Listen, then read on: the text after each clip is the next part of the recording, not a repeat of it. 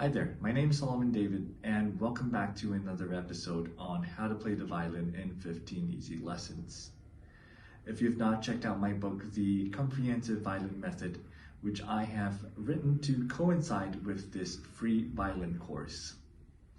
In this book, you can expect many free quizzes, tests, and pieces that you'll be able to play by the end of this course. Do like and subscribe to my channel, and I hope you enjoy.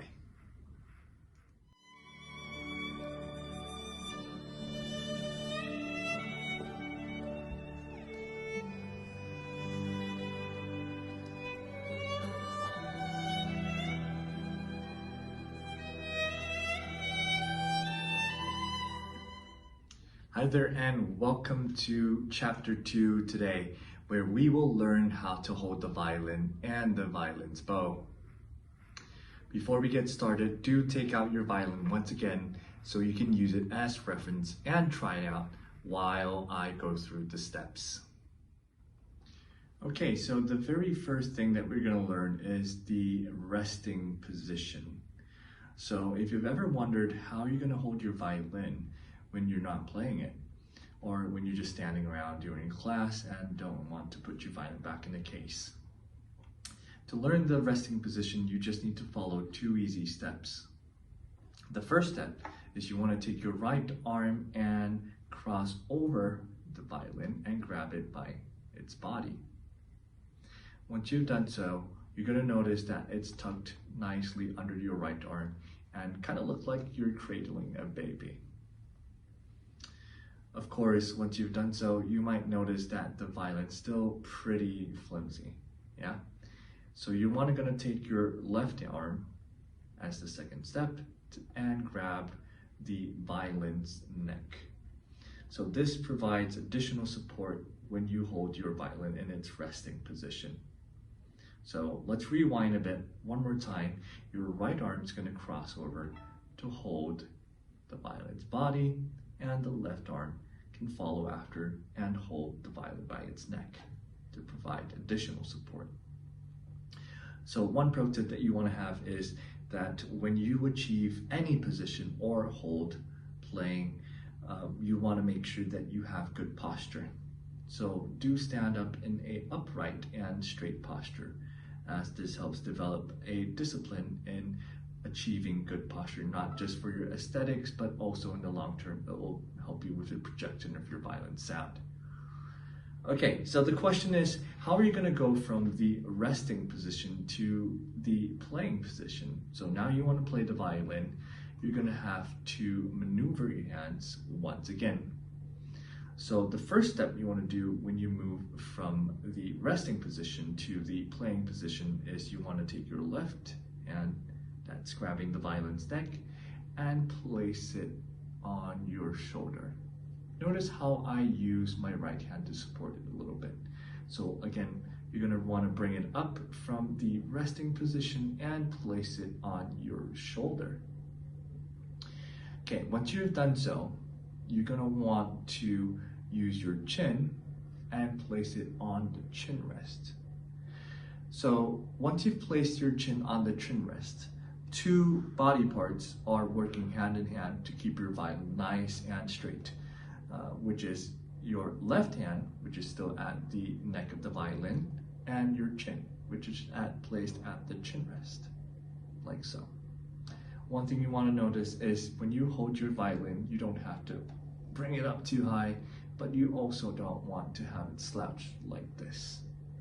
This is really flat and very, very poor posture. Many students and many beginners make the mistake of looking at their fingers a lot, so they usually have their violins placed right in front of them, like this. And not only do they have a low positioned violin in its playing position, but they also have it pointed at a very bad angle. So if you're watching this video, you might see this as 12 o'clock if you're trying out this position. So the best position you want to have the scroll pointing at would not be 12 o'clock, but somewhere between 9 to 10 o'clock. 9 to 10 o'clock. So I'm facing the camera right now, and my scroll is pointing towards about 9 to 10 o'clock. You do not want it to have completely flushed to the left, and also not completely flushed in front of you. Okay, so somewhere between 9 to 10 o'clock would work perfectly fine. Okay, so with that being said, I have not placed a shoulder rest on my violin. Some violinists prefer to play the violin with the shoulder rest, and some do not. So I'm going to quickly pull out a shoulder rest and show you how it works. All right, so right here with me, I have a very standard foam violin shoulder rest that you can purchase online. I will include some links below that you can check out to get some shoulder rests. So the shoulder rest is a part that I did not share with you in our first lesson on the violin parts and bow parts. This shoulder rest is actually an external part that you can choose to have or not have. Okay, so what's the point of the shoulder rest? First of all, it acts as an extra padding, I would assume, because if you were to place the violin at your shoulder, especially if you're not someone that has really broad shoulders, you might find the violin to be quite discomforting, yeah, when you place it on the shoulder without anything. It's just bare wood on your shoulder. It's gonna hurt a bit. So the shoulder rest acts as a additional padding that maybe can bring some comfort to you while you are playing the violin.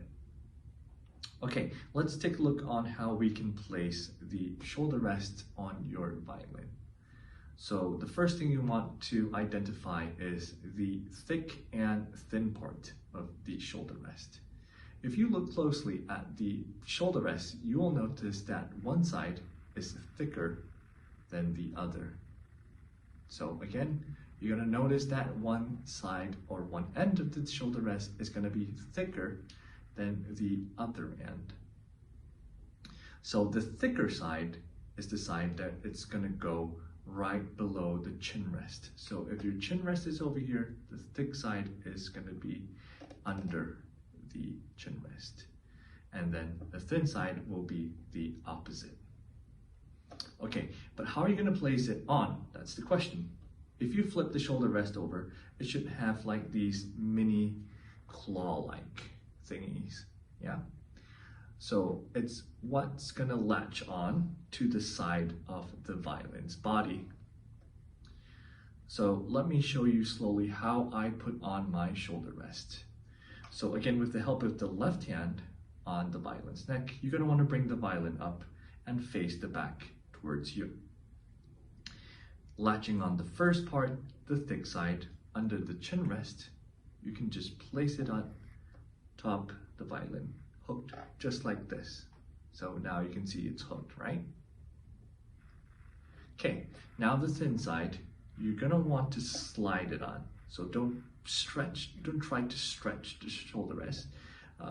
Try to latch it on like this and slowly push it upwards like that.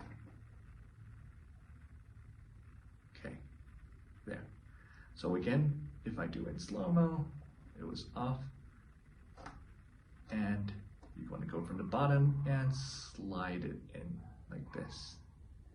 Okay, how do you know that it's placed on firmly? You can just give it a quick wiggle. Okay, mine's pretty on firmly. If it's your first time, the shoulder rest might just fall off. Yeah, but don't be surprised. It's normal. It's not something easy to do. Yeah, especially if you've never tried it before. All right, great. So now that we have the shoulder rest on the violin, we're gonna try to place the violin again on our shoulder. Yeah, so it should be more comfortable, I guess, for people that are trying for the first time. I myself, well, depends. Sometimes I use it, sometimes I don't. Yeah, it really depends on my mood. Okay, so that now let's achieve again the playing position that was mentioned earlier before we did the shoulder rest. So again, left hand comes up on the neck and chin's going to be placed on the chin rest. Okay, so one very important thing that you want to do when you achieve the playing position, how do you know that you're doing correctly? So this is a mini test that you can try out. You're going to want to take the left hand away from the violin. Please do this near a bed. Let me give a disclaimer first, in case many of you guys try this out at home and end up dropping your violins on the floor. So again, do try this out first near your bedside, so that if the violin drops, it's going to drop in your bed. Okay, so again, once you've achieved the playing position, you're going to want to take your left hand off, and if your violin is still really nice and straight, like so, or perpendicular to the floor, then you're good to go. This is a very nice hold. So I would actually say that most of the support should come from your chin and shoulder, clamping it down, and not just the left hand. Many musicians make the mistake, beginner musicians make the mistake of purely relying on the left hand. And this limits your movement, especially if you're going to move up and down the fingerboard of the violin. So again, this is to help you free up, so much more space that you can move when you rely on your chin and shoulder to keep your violin upright. Okay, great. So that is the gist of how to hold your violin, from resting position to playing position, with or without your shoulder rest. Do try it out with or without. It might take a couple tries for you to decide whether or not you want to have a shoulder rest on. We're now going to move on to the second part of our lesson on how to hold the violin bow. So do take out your bow now, as we're going to walk you through how to hold your violin bow. Okay, so I've just tightened up the violin bow's hair. So this is something you're going to do before you start playing the violin. Okay, first step on how to hold the violin's bow is you're going to grab the bow's tip with your left hand, like so, and use your right hand to grab onto the frog of the bow. So each hand should be on each end of the bow, yeah? So left hand's gonna be at the tip, and your right hand's gonna be at the frog. Okay, the third step is you're gonna use your thumb. This is the first finger that we're gonna sort out. The thumb is going to be placed right at this little gap at the frog.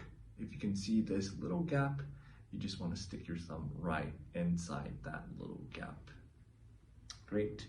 So if you've done so, we can move on to step 4, which is you're going to use your middle finger and go right over the frog from the other side. So you see my thumb is on the back side, and the middle finger is going to be like a ring, kind of like how you pick something up like this. It's going to be on the flip side of your thumb. Okay, if you remember in our first lesson, this is the winding part of the bow. You're going to want to place your index finger on the winding part of the bow, like that. So it's kind of like in a hooked, slightly hooked, but lying down manner. You don't have to grab it too hard like this. Just rest it down and have it slightly hooked. Okay, the next step would be to use your fourth finger and place it over the eye of the bow. So again, I do have a little different thing that you might have. I have a crest, so I'm just going to take my fourth finger and cover the crest, or rather the eye of the bow, like so. Okay, so the last step that we have is the pinky. So how you're going to do it is you're going to perch it up on the screw, or somewhere near the screw of the bow, like so. So it's kind of like a little bird just perched up.